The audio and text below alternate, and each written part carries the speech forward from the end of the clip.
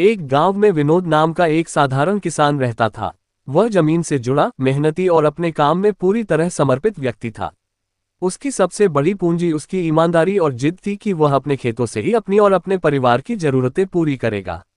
संघर्ष की शुरुआत। विनोद के पास सिर्फ 2 एकड़ जमीन थी, जो सूखे और बंजर होने के कारण फसल उगाने के लिए अनुकूल नहीं थी। लेकिन उसने हार नहीं मानी। वह सुबह जल्दी उठकर खेत पर काम करता, मिट्टी को उपजाऊ बनाने के लिए खाद डालता और स्थानीय बाजार से अच्छे बीज लाता। लेकिन बारिश न होने के कारण उसकी पहली फसल बर्बाद हो गई। गांव के लोग अक्सर उसका मजाक उड़ाते और कहते, विनोद, ये खेत तुम्हें कुछ नहीं देगा। बेहतर होगा कि तुम इसे बेचकर कहीं मजदूरी कर लो। लेकिन विनोद ने किसी की बात पर ध्यान नहीं दिया। उम्मीद की किरण। एक दिन गांव में कृषि विभाग के अधिकारी आए। उन्होंने किसानों को जैविक खेती और आधुनिक तरीकों के बारे में समझाया। विनोद ने उनकी बातों को गंभीरता से सुना और तय किया कि वह अपनी खेती में बदलाव करेगा। उसने अपने खेत में सिंचाई के लिए छोटी जल प्रबंधन तकनीक अपनाई और पारंपरिक फसलों की जगह सब्जियों और फलों की खेती शुरू की। सफलता की कहानी। धीरे धीरे उसकी मेहनत रंग लाए।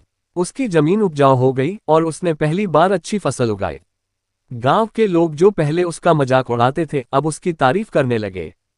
विनोद ने अपने खेत से होने वाली आमदनी का एक हिस्सा बचत में लगाया और एक छोटा सा ट्रैक्टर भी खरीदा।